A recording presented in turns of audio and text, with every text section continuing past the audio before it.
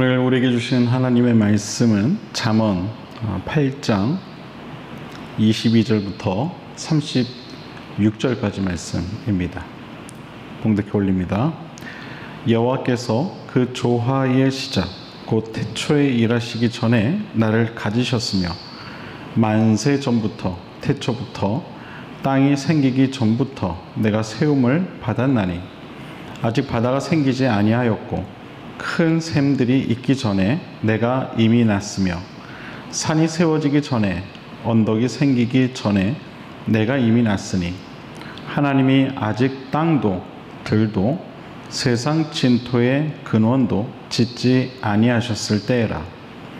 그가 하늘을 지으시며 궁창을 해면에 두르실 때에 내가 거기 있었고 그가 위로 구름 하늘을 견고하게 하시며 바다의 샘들을 힘있게 하시며 바다의 한계를 정하여 물이 명령을 거스르지 못하게 하시며 또 땅의 기초를 정하실 때에 내가 그 곁에 있어서 창조자가 되어 날마다 그의 기뻐하신 바가 되었으며 항상 그 앞에서 즐거워하였으며 사람이 거처할 땅에서 즐거워하며 인자들을 기뻐하였느니라. 아들들아 이제 내게 들으라. 내 도를 지키는 자가 복이 있느니라. 훈계를 들어서 지혜를 얻으라. 그것을 버리지 말라. 누구든지 내게 들으며 날마다 내 문 곁에서 기다리며 문설주 옆에서 기다리는 자는 복이 있나니 대저 나를 얻는 자는 생명을 얻고 여호와께 은총을 얻을 것임이니라. 그러나 나를 잃는 자는 자기의 영혼을 해하는 자라. 나를 미워하는 자는 사망을 사랑하느니라. 아멘. 우리 기독교 교리 가운데 성부, 성자, 성령은 동일한 하나님의 본체시다라고 하는 이 삼위일체 교리가 있습니다. 삼위일체 교리가 결코 쉽게 이해될 수 있는 것은 아니지만 우리 성경을 통해서 곳곳에 나타나는 이 하나님의 그 속성에 대하여 성부와 성자와 성령으로 표현되어지는 것을 볼 수가 있습니다. 이러한 근거를 가지고 우리는 하나님께서 세 위격, 즉 성부와 성자와 성령으로 이해되어질 수 있음을 알 수 있습니다. 오늘 본문에서도 이러한 이 성부와 성자의 속성과 그 관계에 관하여 설명을 합니다. 본문은 지혜란 인격적인 속성과 행동을 가지고 있다고 말합니다. 게다가 이 지혜가 곧 하나님의 아들 성자이심을 분명히 말하고 있습니다. 이러한 이 구체적인 설명은 우리가 신약에서도 알 수가 있는데 바로 요한복음을 보면 알 수가 있죠. 요한복음 1장을 보면 이런 말씀이 나옵니다. 태초에 말씀이 계시니라.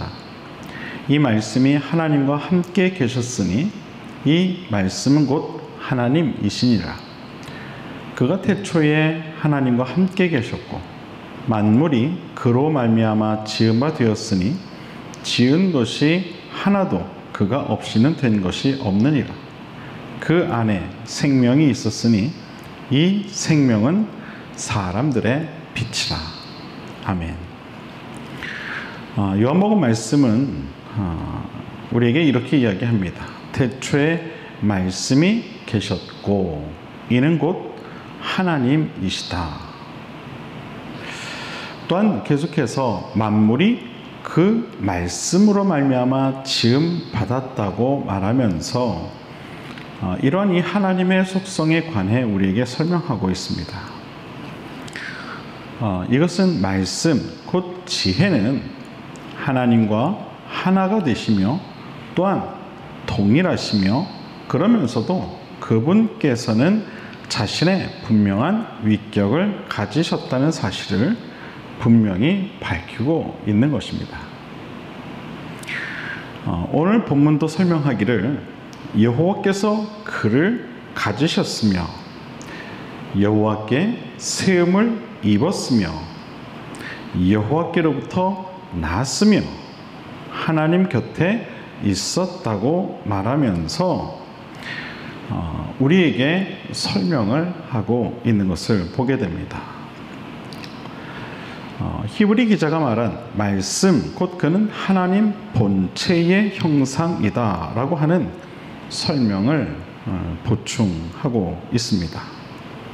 히브리서 1장 3절을 보면 이는 하나님의 영광의 광채시요 그 본체의 형상이시라 그의 능력의 말씀으로 만물을 붙드시며 죄를 정결하게 하는 일을 하시고 높은 곳에 계신 지극히 크신 이의 우편에 앉으셨느니라.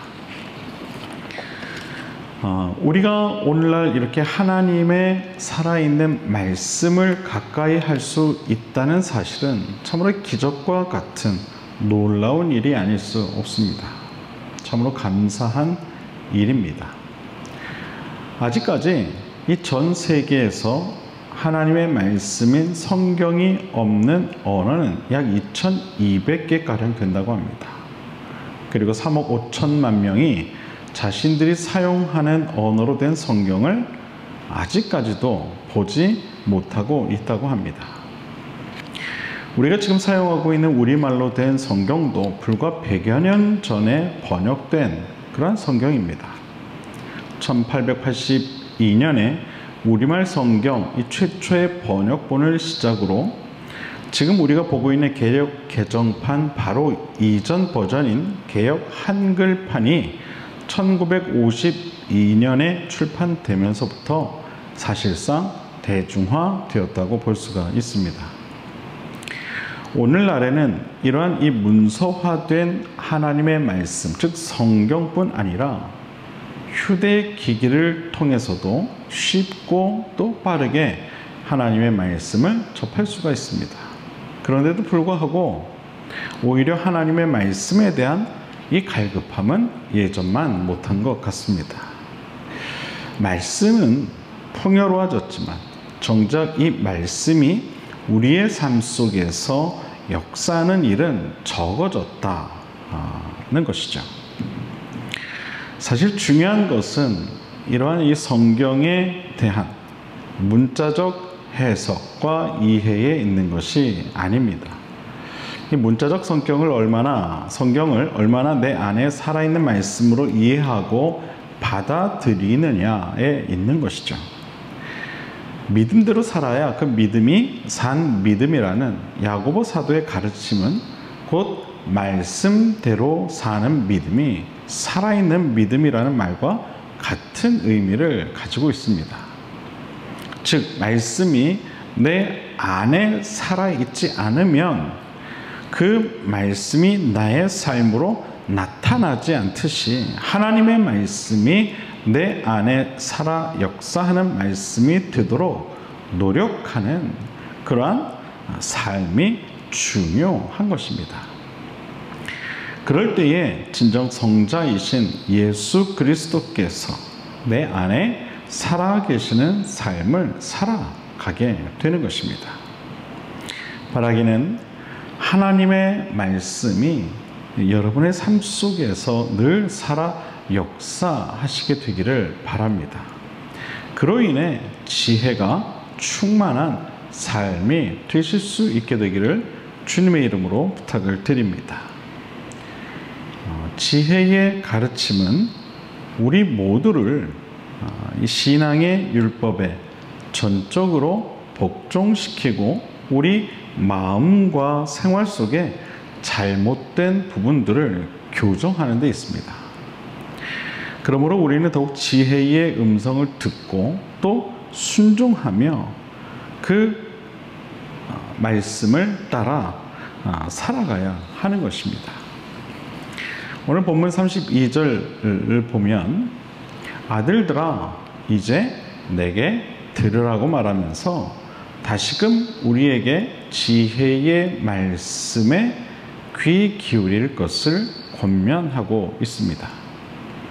또한 계속해서 말하기를 훈계를 들으며 그것을 버리지 말라고까지 말합니다. 이것은 말씀이 때로는 우리를 향한 훈계, 즉 책망의 말씀으로 다가올지라도 그것을 결코 버리지 않아야 한다는 것이죠. 귀 기울여 들으라는 것입니다. 들으라.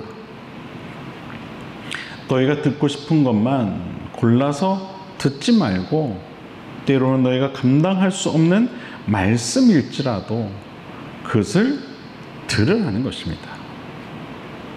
왜냐하면 그렇게 할 때에 우리는 지혜를 얻게 될 것이고 지혜를 얻은 자가 곧 생명을 얻어 하나님께로부터 은총을 얻게 되기 때문입니다. 모든 것의 시작은 우리가 하나님의 말씀을 듣고 행하고 그 안에 숨겨진 지혜를 발견하게 될 때 비로소 시작된다는 것입니다. 바라기는 하나님 말씀 안에 숨겨진 그 지혜를 사모하시기를 바랍니다. 명철한 생각과 행동으로 더욱 하나님의 말씀을 가까이 하시기를 바랍니다. 그처럼 하나님 말씀에 대하여 사려 깊은 자가 그 안에 숨겨진 지혜를 발견하게 되는 줄 믿으시길 바랍니다. 그리고 하나님의 은총 또한 받게 되는 줄 여러분 꼭 믿으시기를 주님의 이름으로 간절히 축원을 드립니다. 기도하겠습니다.